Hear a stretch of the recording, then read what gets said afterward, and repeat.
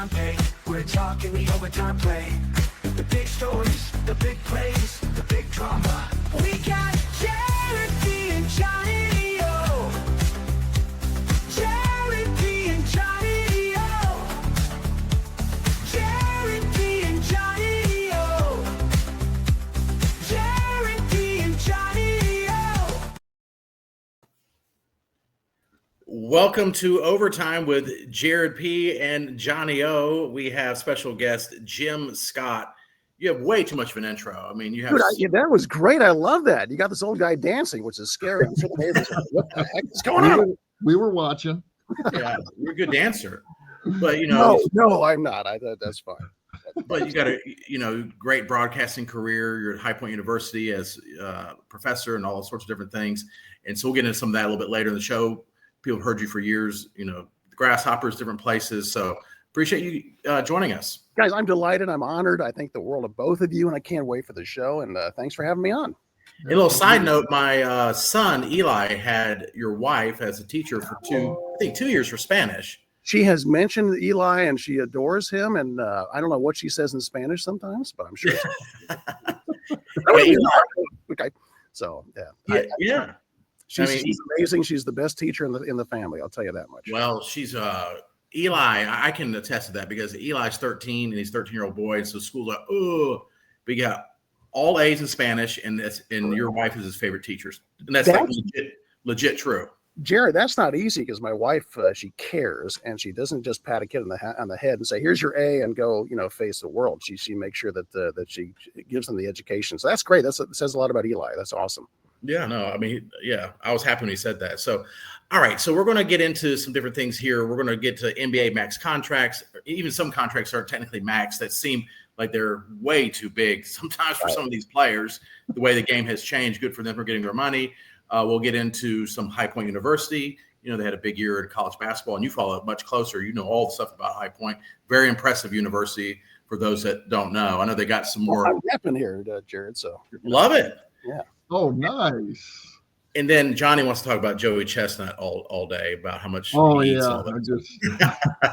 We'll get that some more. The world champion. I'll go ahead and get started with the puns here.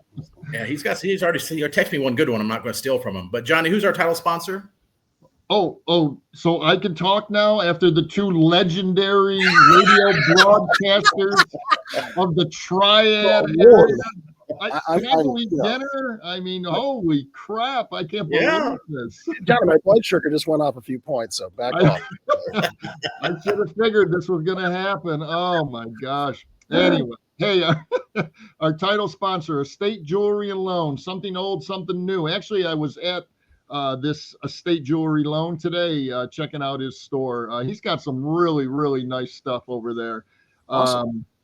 He's got it's beautiful. It has lots to choose from. It's a very cool little local store that has jewelry, diamonds, watches. You can check them out at 2511 Battleground Ave, and also his website is estatejewelryloan.com, and that's Brian Demore over there. Please tell him, our listeners, that you heard it on the Overtime with Jared P. and Johnny O show. He would really appreciate that.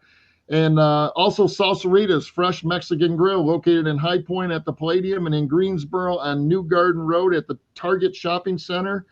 He's got a food truck, catering, daily specials, and you can check out the menu on salsaritas.com. Brilliant. Great sponsors. All right.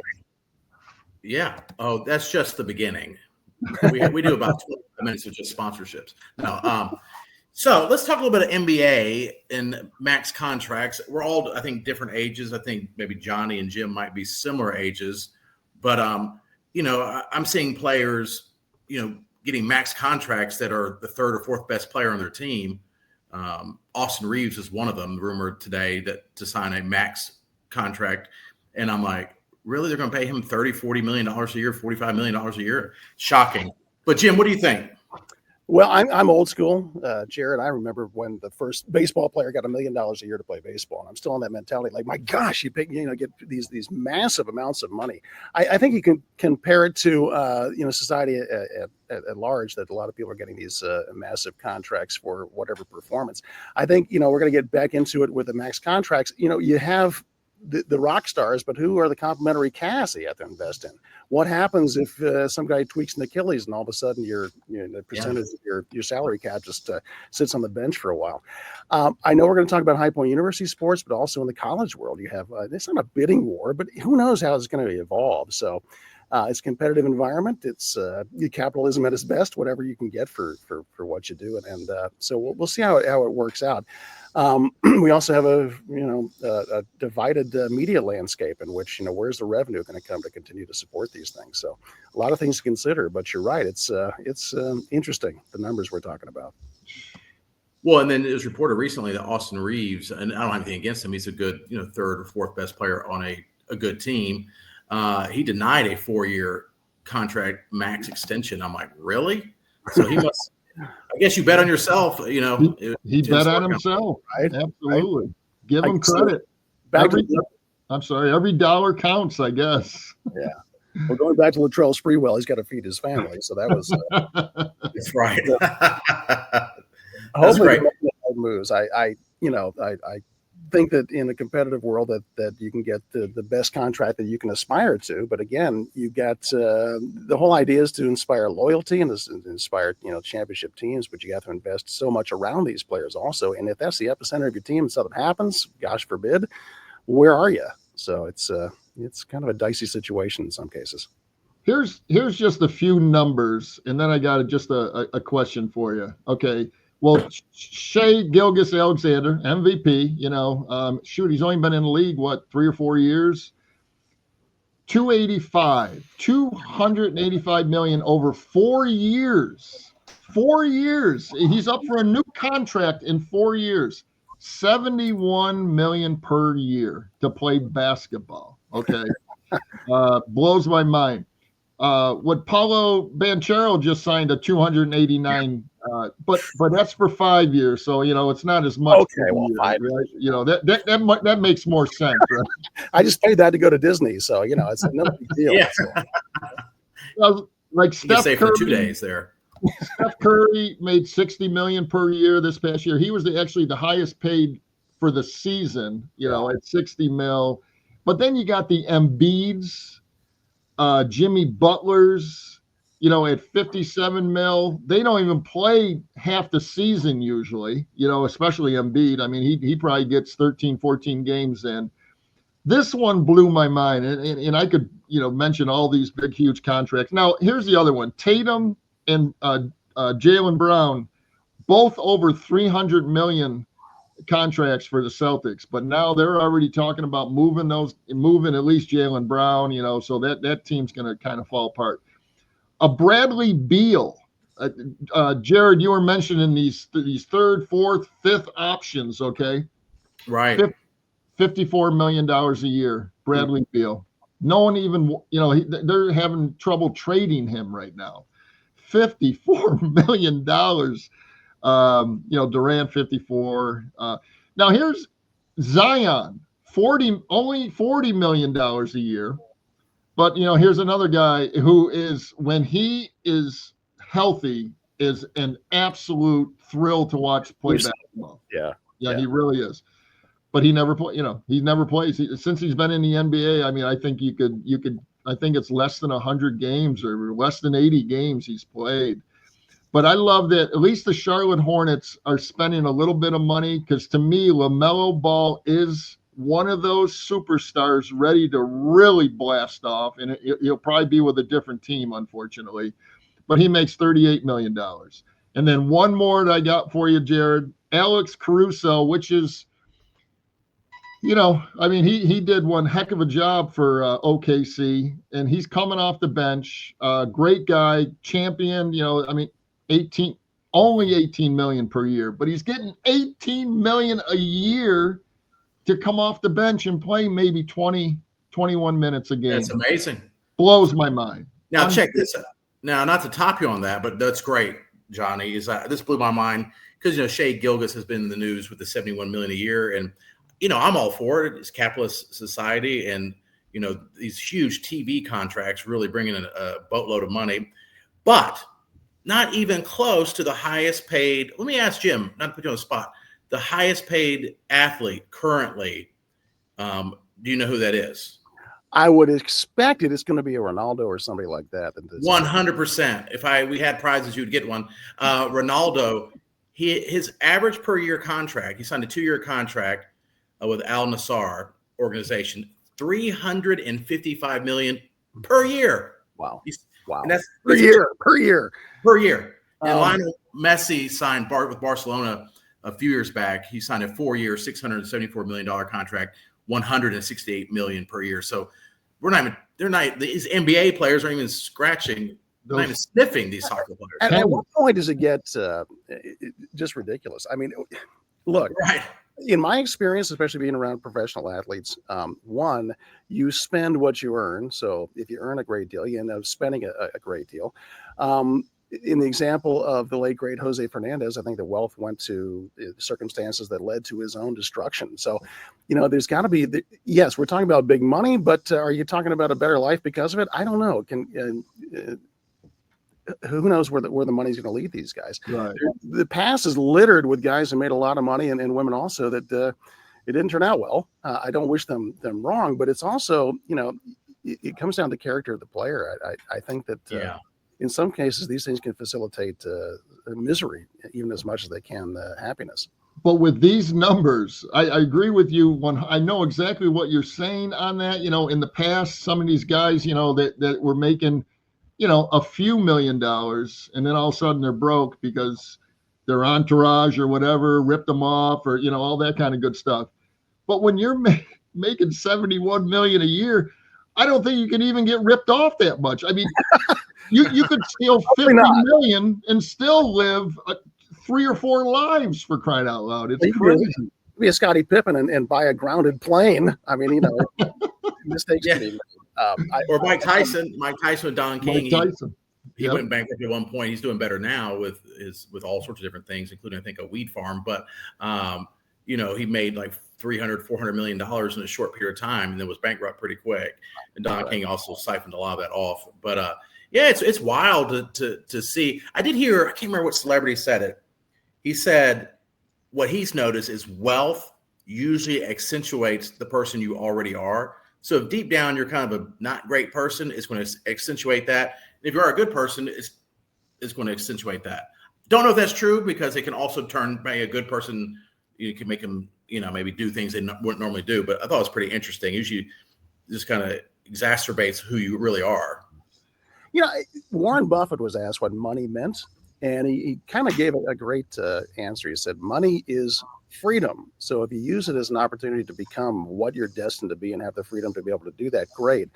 If you do it to obligate yourself and, entangle yourself in what money can often entangle you in, then, it's quality of life. I think that I've met, especially in broadcasting career, Jared, we do a lot of things in the community, and we see people who are absolutely delighted with their lives. They don't have a whole lot of circumstances about them. So I think you're right. It comes down to the character of the person, and whether you make $100,000 a year or $100 million, that's it determines your happiness in life. I would love to try to figure it out, though, with 100 million. If I would be happy. I really would. I'd be game for that if you guys can help me out with that. But what my question to you guys were, when we're mentioning these unbelievable numbers, I mean, they really are. I mean, they're almost a little disgusting, to be honest with you. What are the owners making? Oh, my gosh. If they're paying that kind of money out, oh, man. That's the question. Where's the money coming from? Ultimately, it's from the consumers, the fans that end up paying across the marketing spectrum. I had a Charlie Freeman, the business president for the Orlando Magic, on my own podcast at High Point University. We didn't really delve into that, but the money that is generated by these things is just astonishing. And obviously, return on marketing investment is important. They seem to think that is a good investment. So there you go. But you're right. I mean, where's it ultimately gonna flow from?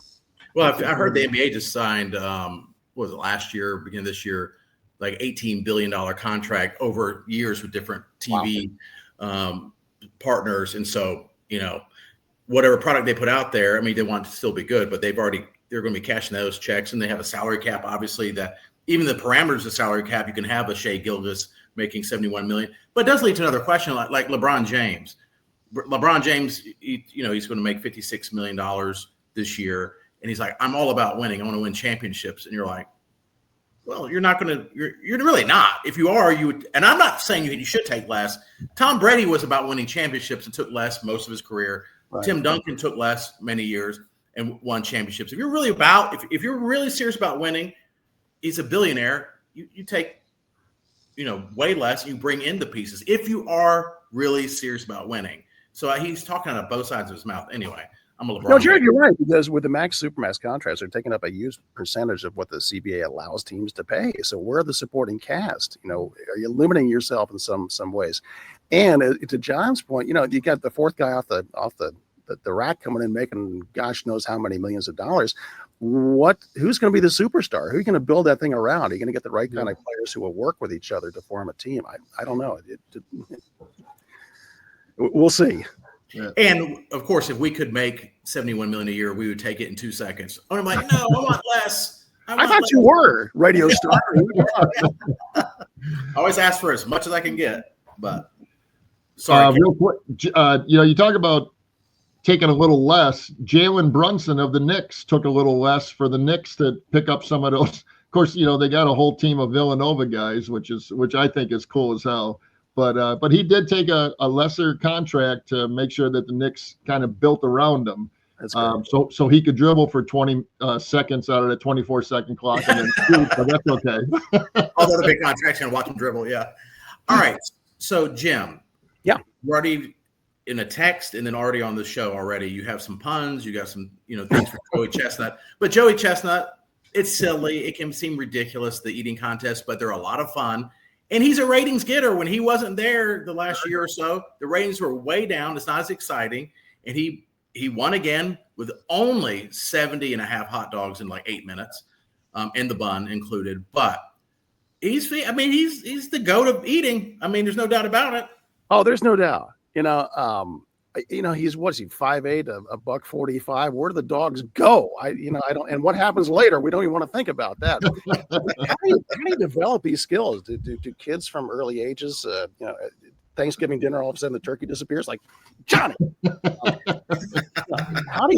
is this a sport that we can watch every weekend and see guys shoveling hot dogs into their face? I don't know. But yeah, you got to be the GOAT. Who, Kobayashi maybe. I mean, there's some people on the landscape, but he is the MJ of Nathan's hot dog eating for sure. The world champion, I like to call him. I love that. Yeah, I tell you, I don't leave anything on my plate. I mean, I didn't get to be this big to, I grew up with 2 older brothers bigger than me and my dad, and my mom was a great cook, and I still eat pretty darn good. It's all good food, but not like that. I can't even watch that anymore, especially when he's putting it in water and he's mushing it in. I don't even watch it anymore. It's the most disgusting thing I've ever seen in my life, man. Yeah, the Joey Chestnut hot dog sauce is a bottle of water here. How do you train for that? You're like, honey, I'm going to the drive-thru to work out. I mean, how do you? Yeah. What is the training for that? I mean, Jim, you were in radio for years. You find yourself in these interesting things in the community. I remember early on, as the low man on the totem pole, they sent me out to Stoneville, great little fat head out there. And actually, Katie and I, we were both the low people on the totem pole to do a hot dog eating contest. And, I was like, oh, I can eat. I think I ate 3.5 in 10 minutes, and I wanted to die. And Katie ate 2. And we're like, we thought we'd be able to at least do 10. No, that's really difficult. I mean, on the scale of sporting achievements, I mean, that has got to be like, it's 73 bombs in a season of baseball is phenomenal. Hot dogs and the human, good God. I mean, I don't know how they do it. I don't know why they do it. But yeah, it's just something that's captivating. It's just like, you got to watch it. Like, my God, this guy's shoveling dogs in his face. Well, and Jim, you were saying, can we watch this every week? I don't think so, but I think if you did different eating competitions, which leads to this, Joey Chestnut holds a lot of records, which I didn't know until a couple of years ago, for all sorts of things, including this. And this is Johnny is usually our stats guy, but I got you on this one, Johnny. All right. So his record for hot dogs is 76 with buns in 10 minutes. Now he did one on Netflix, but his unofficial was 83, but it's unofficial for some reason.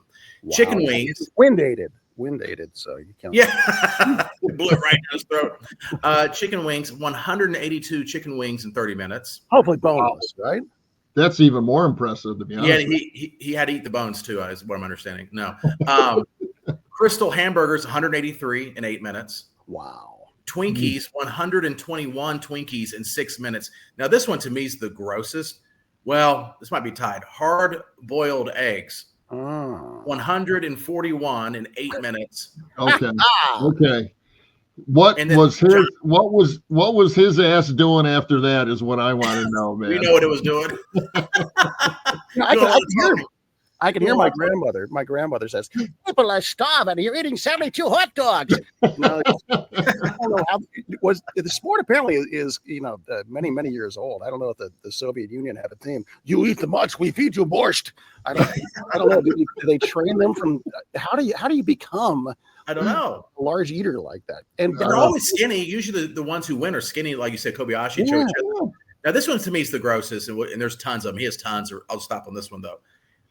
It's because I don't like bologna. Maybe I'm the minority here. He ate 15.7 pounds of bologna in 8 minutes. So, man. Think about weighing 15 pounds of bologna, and boy. That's unreal, man. I feel sorry for his toilet. Yeah, for sure. But there's nothing like a good bologna sandwich with mayonnaise on white bread. I haven't had one since I was probably 12 years old, but man, I remember how good they were, man. So he's in line for a Supermax contract, I would guess. Yeah. Whatever it is in hot dog eating. Yeah. I mean, he must be making some money off these sponsorships. It's definitely an odd way to make money, but he's, if you're going to be good at something, or you be the best, I guess. But now, Jim, you've had an excellent career over the years, and you're at High Point University doing some cool things. But maybe go through what it's like this year with whatever you want to talk about with High Point University sports, but especially the basketball team making the tournament. That was really cool. Absolutely. I have actually been in High Point University for over 40 years. I was an undergrad at High Point College. I've seen the development there. There's a lot of talk about High Point University and the incredible campus and stuff like that. And I got to tell you, working there, it's a tough job, and it's a job you absolutely love. My colleagues and I really do care about the students who go in there. We have a focus on people who've actually done what they teach. So, we care about these, like my wife would with teaching Spanish. About the sports program, we've had great success. We've won the majority of championships in the Big South Conference, but we never made the dance in men's basketball until last year. And when that happened, we were able to kind of showcase High Point University in some of the more predictable ways. We have an arena that was built for the purpose of showing it off like everything else at High Point University. So everything kind of came together, but I credit my friend Dan Hauser, who I call the Walt Disney of athletic directors, and I know you guys know him also. He's the most engaging, affable, friendly, unassuming guy, and yet he has had great success at HPU. The students really became energized last year. Panther Nation just came alive. I think they fed off each other. So yeah, we're on a good trajectory. Guys, we live in a mercenary environment with NIL, whatever that's becoming, the house settlement. You never know what kind of a team you're going to have from year to year, but there are consistencies when you have people like Dan Hauser and April Wines, our senior woman executive administrator. So we look for greater and greater things. Love it. Now, can you explain? I was talking to somebody about this recently. How NIL works, because it's like you hear. I think a lot of people get confused. It's name and likeness, but you hear like, oh, Duke has $25 million for their basketball program, and they're also signing contracts with individual companies. It gets blurred. Like, how does that work? Jared, has changed. There used to be a collective that universities were kind of hands off, kind of a distance to the collective that was collecting literally all the money to pay for the NIL contracts. Now you have the multi-billion-dollar house settlement that kind of limits roster caps and things like that. So there's kind of like a pseudo-professional thing going on with college athletics, and a lot of the players who know that maybe the 59 draft pick choices in the NBA isn't going to be in their future, they can make their money right now. So you can't begrudge them that. But we really don't know, Jared and Johnny, where we're headed with this thing. Now the schools are clawing back their collectives to be more hands-on with it, because the courts have decided that students can negotiate directly with the universities. on their their contracts and things. It only really affects the marquee sports right now, depending on the level of influencer. So we'll see how that goes. We are also focusing at High Point University on club sports to restore the amateur level to athletics. There is a roster cap been imposed by the NCAA on Division I sports, and a lot of students come to want to play, and they might be denied that opportunity. But now we're opening up club sports. We're investing millions of dollars in restoring the amateur level. That allows us to do things like club flag football and things like that aren't under the auspices of the NCAA. But it's very much a work in progress, and it's still developing. So if you hear Cooper Flag, well, I guess, is it because they're private? They don't have to release the numbers. I'm not sure if that's true or not. But I heard Cooper Flag made anywhere from $5 million to $28 million in that one year. And some of it was an ongoing contract with, I think, Adidas. But still, it's like, well, is it Adidas? Is it the school? Is it both? Is it everything? It sounds like it's all the above. It would be Adidas, ostensibly. I don't think that the school can pony up that to it would be an outside source. I think the different leagues are going to have to come together to set a salary cap structure. I also see opportunity for a mid-major if they have the capital to invest in it. Because let's face it, and I'm not going to say the High Point University is going to do this, but the exposure that HPU got just through earned media by being in the tournament and doing the kinds of things that got us exposure. My student, Jimmy Rosselli, was one of the play-by-play kids that were bouncing off the screen because they had the initiative to set up their smart device when they're calling the game. Those are the kinds of things that have a value that goes over and above whatever you can do with advertising or public relations. And if teams want to invest in their players to get to that stage, there's going to be some pressure there. Well, I think BYU is a good example where, I'm a Church of Jesus Christ Latter-day Saints member, and they paid a bunch of money to get the AJ DeBasta, or however you say his last name, $6 million. And he did go to prep school in Utah, but still, they're head to head with Duke and Carolina and Kentucky, Kansas, and he shocked everyone at BYU. But my understanding is BYU offered him the most money. So I don't know. It definitely is the Wild Wild West out there for sure right now. It is, but there's also a sense of transparency because now we don't have to say, well, we know something's going on. Well, right. Yeah, it is. We've kind of brought it into the forefront. Where it's headed, I don't know. Again, it's created kind of a pseudo-professional league in a structure. Will you ultimately need for teams to be affiliated with universities to do this, or you just have leagues that are constituted by 18 to 21-year-olds playing whatever sport they've got, and that would be the minor league structure in baseball. That isn't, you got the development league in basketball, but it's a lot of things need to be decided. I think that for competitive parity in conferences, they've got to get together to figure out how they're going to handle this. So, there's got to be some sort of structure there. Some sort of salary cap or whatever you want to call it. There's got to be a cap on that money, or else we're going to see the same teams, but it's interesting. It really is, man. I wish I was a kid again going into, well, high school kids are getting money, for crying out loud. Oh my gosh. That's even crazier. Wow. Yeah, money talks for sure. Now, we want to thank some of our other sponsors real quick. We have Surf Hippie Fishing. That's Surf Hippie Fishing with the PH.com for all your fishing gear, tackle, the fishing rod holders. They do it all. They set up fishing tournaments. They're a really great company right here in the area. SurfHippieFishing.com. An elite performance chiropractic, former professional football player Jeremy Phillips, and former guest on the show. 2 locations, Greensboro and Winston-Salem. Facebook and their website as well, but they get you back feeling better than ever. Elite Performance Chiropractic. Johnny?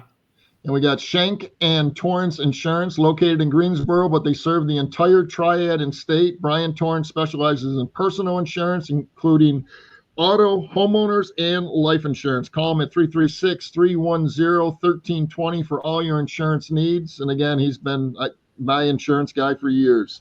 And also Tee It Up Indoor, the indoor golf. He's got over 100,000 golf courses you can play. And he's got a bar in there. Davis Troxler is the owner over there. Go see him. He's got a full golf store in there as well.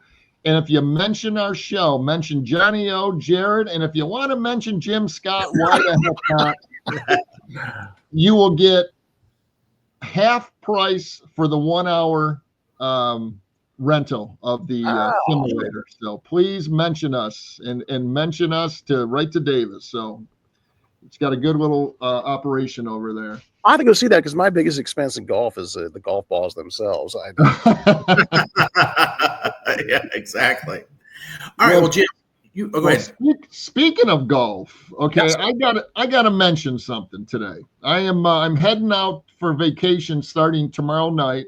I'm going back up north from where I'm from, the Syracuse area. But my brother has a place on the St. Lawrence River. You know where the St. Lawrence is, Jim? Yes, absolutely. Beautiful, beautiful area. Just on the other side, obviously, is Good time to visit. Yeah. He's right near, Thousand Islands, but he's got a place, and we go up. Kim and I go up there, around this time every year. And I'm a golfer, so we got this golf match that we played these two guys last year. His name, we call him Brooksy and Jonesy. Okay, and my brother, his name is Rick, but we call him Slicko. We all have, the nicknames. But Slicko is my older brother, and him and I are teaming up against these young bucks, Brooksy and Jonesy. Okay.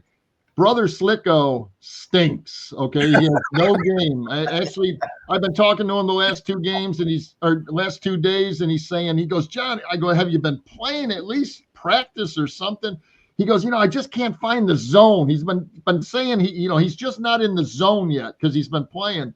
And I don't know what his zone is. And I asked him, I go, what zone? I mean, the only zone I've seen is a really bad zone, man. It certainly wasn't a speed zone. But anyway, so we're playing them on Sunday in a high dollar, very intense little golf match that we're calling the River Rat Classic. Okay, Brooksy, he's got the trophy and all that kind of good stuff. They're financial advisors, these guys. They like to play for big money, and they're avid listeners of the show. They listen to us up in Brooksy and Jonesy are from Rochester, New York, and I send them the show every week, and they love it. They comment on it. It's all good, but they're going down. Slicko and little Johnny O here are going to knock Brooksy and Jonesy, who are again much younger. Brooksy wanted to play the gold tees, the senior tees, because he's saying, well, John, you're the best one out of the 4 of us. It doesn't matter. You're 42 years old. You don't play the senior tee, my man. He's really disappointed in that. When he hears this, he's going to be pissed off. I tell you that right now. I'm trying to get under his skin because it's going to be a very intense golf. But you're their caddy, right, for these rich guys? You're not actually playing, Johnny. You're What's holding that? the bag. You're holding the bag, aren't you? You're the caddy? Hey, if they pay me, the big money they make, no, All right. I'm taking them to the cleaners, man. Bet on Johnny O and Slicko Sunday night. If it might be on some of these betting outlets, I'm not sure. You might want to look at it.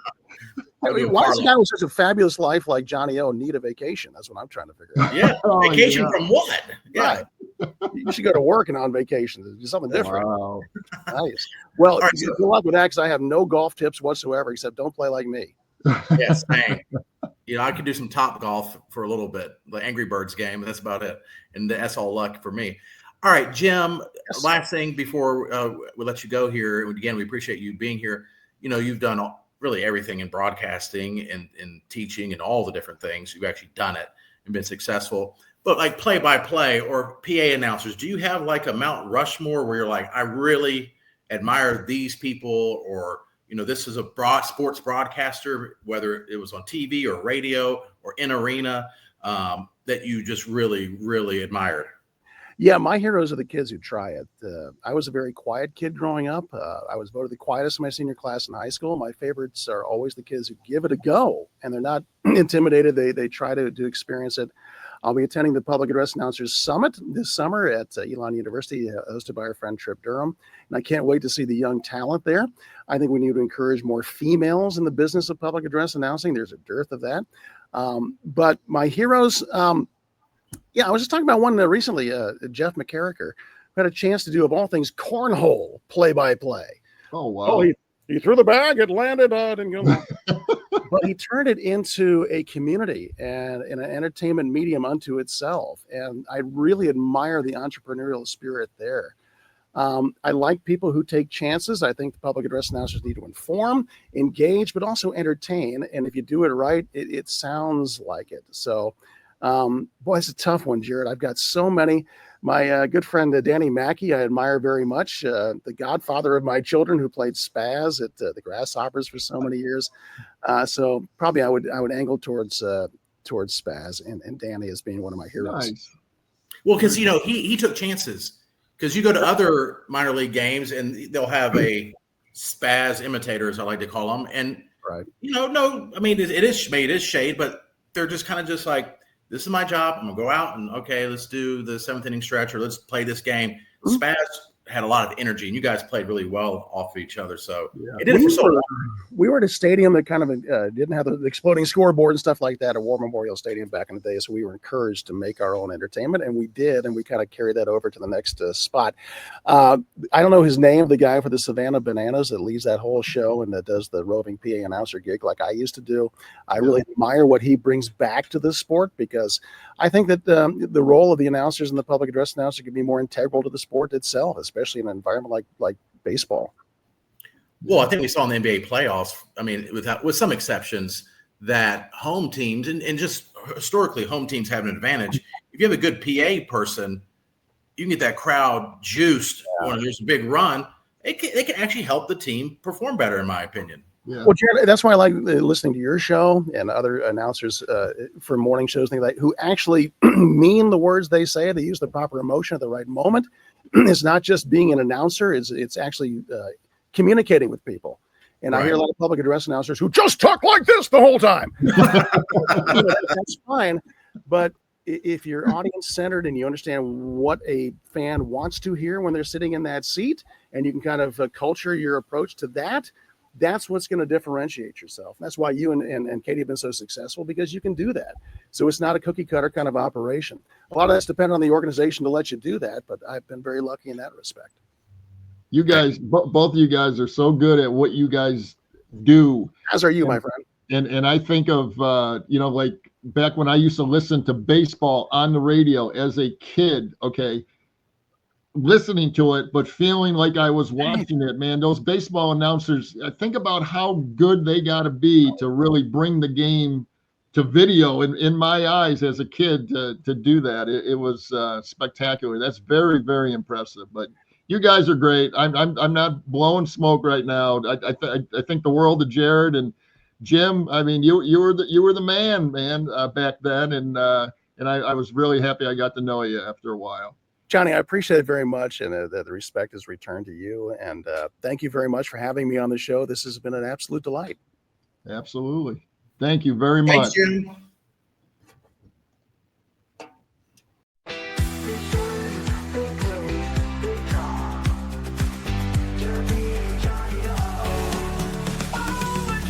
We're not talking overtime pay. We're talking the overtime play. The big stories, the big plays, the big drama.